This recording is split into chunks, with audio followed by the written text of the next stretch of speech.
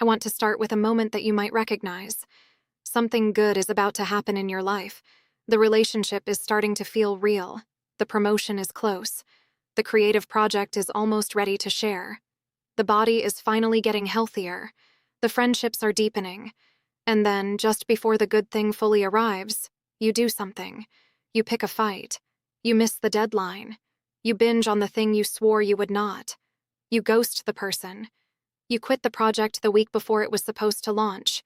You find a reason to walk away.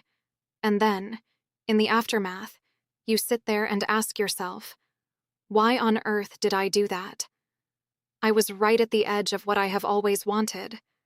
If this pattern is familiar to you, I want you to know first that you are not lazy, you are not lacking discipline, and you are not broken. There is a specific psychological mechanism at play here, and it is one of the most common and least understood in all of human behavior. Self-sabotage right before something good is not a moral failing. It is, in almost every case, a survival mechanism that has outlived its usefulness. Once you understand the mechanism, you can stop being at war with it, and you can start to work with it. By the end of this video, you will have language for what has been happening and a path toward changing it. Stay with me. Let me name the most important thing first. Self-sabotage is almost never random. It almost always happens at the threshold of something new, something that would change your identity, your circumstances, your relationships, in a meaningful way. It does not happen when nothing is changing. It does not happen when you are coasting. It happens precisely at the moments when growth is most available. Think about that.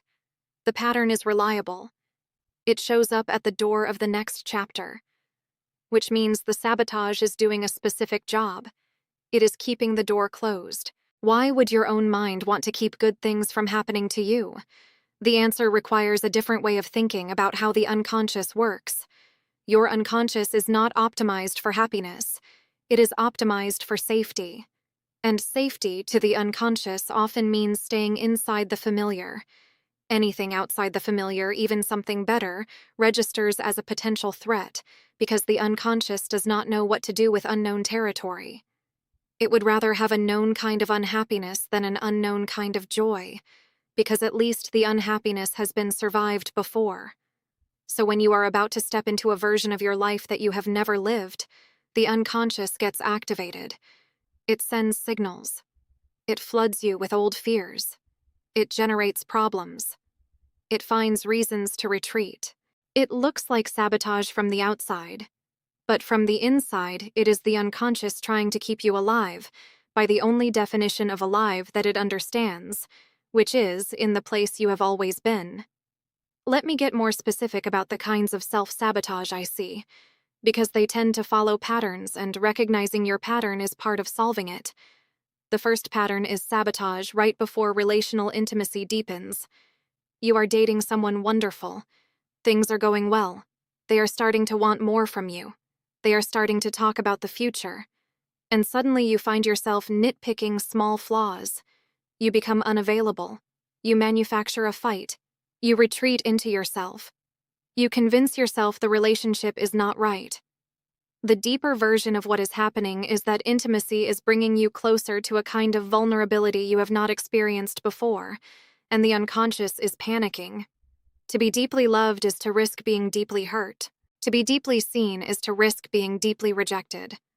If you grew up with caregivers who were inconsistently loving, intimacy itself may have come to feel like a setup for pain. The sabotage protects you from the imagined eventual heartbreak by causing a smaller heartbreak now, on your own terms. The second pattern is sabotage right before financial or career success. You are about to land the big client. You are about to get the promotion. The business is about to grow. And you do something inexplicable. You miss the meeting. You send the email with the typo. You pick a fight with the boss. You take on too many side projects and burn out. The deeper version of what is happening is that success would change your identity, and identity change is one of the most threatening things the unconscious can encounter.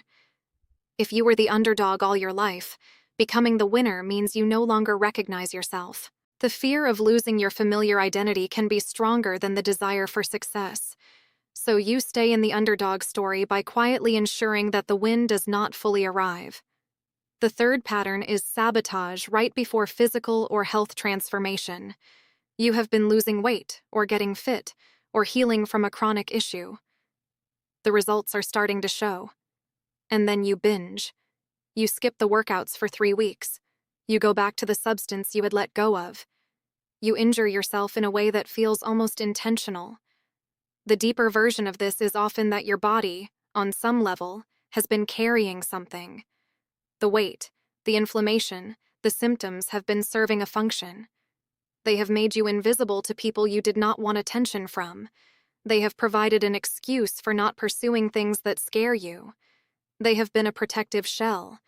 And when the shell starts to come off, the unconscious gets scared. The sabotage rebuilds the shell. The fourth pattern is sabotage right before creative or public success. The book is almost done. The album is almost recorded. The art is ready to be shown. The video is ready to post. And you find 1,000 reasons not to release it. The work is not good enough. The timing is wrong. You need to make one more revision. The deeper version of this is fear of being seen. As long as the work is unfinished, you cannot be judged for it. As long as you have not shared, you cannot fail. The sabotage keeps you in the protected space of potential, where everything is still possible because nothing has been tested. The cost is that nothing actually happens, but the upside is that no one can criticize you, and you can keep telling yourself that you would have succeeded if only you had finished. The fifth pattern is sabotage in the recovery from a serious problem. You are getting better from addiction, from depression, from a toxic relationship, from a hard chapter, and right when things start to stabilize, you reach for the old behavior. The deeper version of this is sometimes called the upper limit problem. We have an internal thermostat for how much good we believe we deserve. When our circumstances start to exceed that thermostat setting, an unconscious correction kicks in to bring us back down to our familiar range. The recovery threatens to take us above our believed deserving. The relapse, however painful, returns us to the range we recognize. This is one of the most heartbreaking patterns to watch in someone, and one of the hardest to interrupt without conscious work.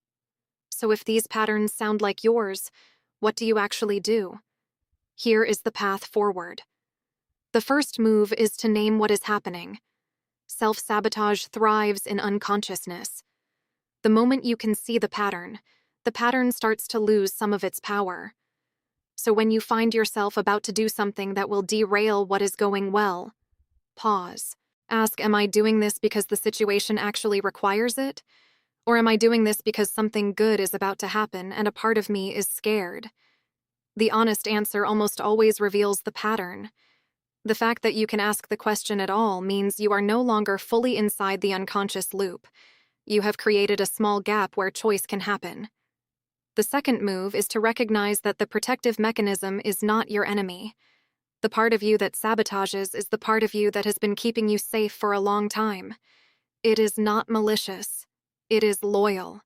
It is loyal to a version of you that was small, that was protected, that did not have to face the risks that growth requires.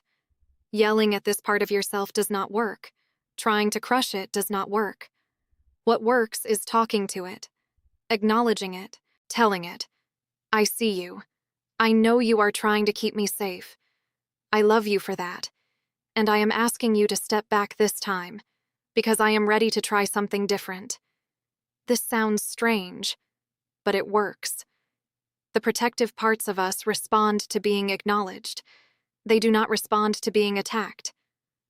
The third move is to update the threat assessment. Your unconscious is operating with old information. It thinks intimacy is dangerous because it was dangerous when you were 5. It thinks success is risky because being seen as different brought consequences when you were a teenager. It thinks health is unsafe because being visible put you in vulnerable situations long ago. None of that information may apply to your life today. Part of the work is to consciously update the file. Talk to yourself like a kind adult talking to a frightened child. Listen, that thing that used to be dangerous is not dangerous now. I am an adult. I have resources. I have agency. I am not going to be punished for being loved, for being successful, for being healthy, for being seen. The child part of you needs to hear this, repeatedly, before it can update its beliefs. Update the file by speaking to it, in your own head, again and again. The fourth move is to take small, safe steps across the threshold. The reason we sabotage at the threshold is that the threshold itself feels too big to cross in one move. So make the move smaller. If intimacy is what you sabotage, instead of moving in together as the next step, share one slightly harder truth than you have shared before. If success is what you sabotage, instead of taking on a major new role, accept one small win publicly without immediately deflecting. If visibility is what you sabotage, instead of posting the polished masterpiece, post something rougher to a smaller audience first. The unconscious can handle small expansions of comfort. It panics at large ones. Make every threshold smaller, and you can cross many of them over time, without triggering the alarm system that produces the sabotage. The fifth move, and this one is hard, is to prepare for the discomfort that comes after a good thing actually arrives. This is what people miss. They imagine that the good thing, when it arrives, will feel good. Often it does, briefly. But then a wave of discomfort follows. The unconscious does not like the new state.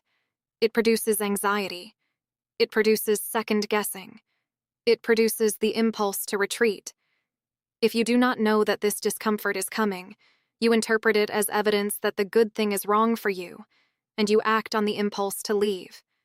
If you know it is coming, you can recognize it as the predictable aftermath of growth, and you can stay through it.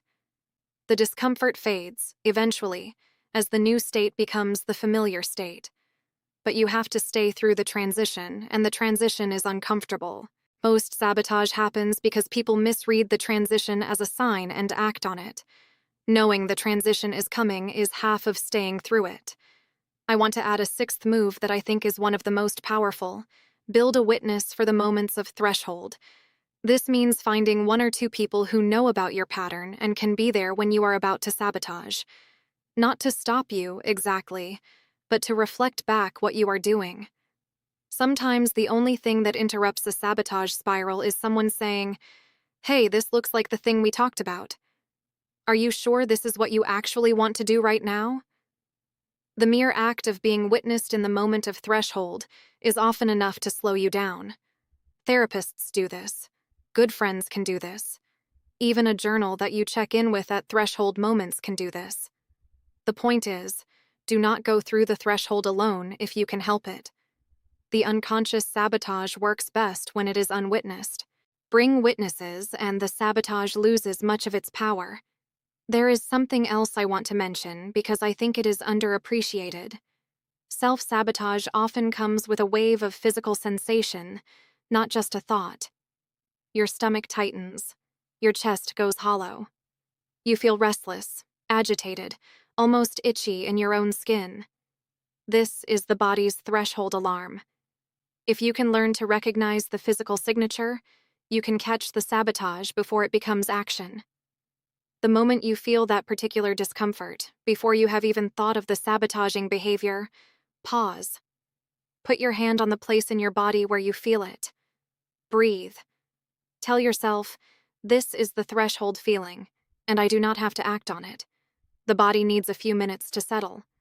Give it those minutes. Most sabotaging behavior happens in the first 30 minutes after the threshold alarm goes off. If you can ride the alarm out for that long, you usually do not sabotage at all. The urge passes, and the next step forward becomes possible again. I want to leave you with this thought. The pattern of sabotaging at the threshold is one of the most important things you can ever address in your life, because every meaningful change happens at a threshold. If you keep retreating at the door, you stay inside the same room forever, no matter how many years pass. The work of growth is the work of staying at the threshold long enough to actually cross it. And the only way to do that, in my experience, is with patience, with compassion for the part of you that is scared, and with the slow practice of taking smaller and smaller steps across, until your nervous system learns that the other side is safe. You can change this pattern. I have seen it change in myself, and I have seen it change in many others. It is not fast. It is not dramatic. It is a quiet, repeated practice of catching yourself, pausing, choosing differently, and staying through the discomfort that follows. But the cumulative effect over years is transformative. The good things in your life stop slipping through your fingers. You start finishing what you start. You start staying in relationships that are good for you. You start receiving the success you have been working toward. You start becoming the version of yourself that has been waiting on the other side of every threshold you have run from. If this resonated with you, please give the video a like. It really helps me reach more people who have been stuck in this pattern. And if you want more videos like this, where we look at the deepest patterns that shape a life, please subscribe. I have a lot more to share, and I would love to keep walking through it with you. One last thought before I let you go. The next time you find yourself sabotaging, please do not pile self-hatred on top of the sabotage. The self-hatred is just a second layer of sabotage. It is the part of you that uses the original misstep as evidence that you are unworthy, and that evidence then justifies further retreat. Break the cycle. When you catch yourself sabotaging, treat it like a piece of information about what your nervous system is afraid of, not like a verdict on your character. Be curious instead of cruel. Ask, what was I scared of when I did that? The answer will tell you something useful. The cruelty will just keep you stuck. The path out of this pattern is paved with self-compassion, not self-attack. You will not punish yourself into change. You will love yourself into it, slowly, with patience, one threshold at a time. Take care of yourself this week. Notice where you are about to retreat. Pause at the threshold instead of running from it. Ask the scared part of you what it needs. Take a smaller step rather than abandoning the path entirely. You are closer to the life you want than you realize, and the only thing in the way most of the time is the practice of staying. You can stay. I will see you in the next one.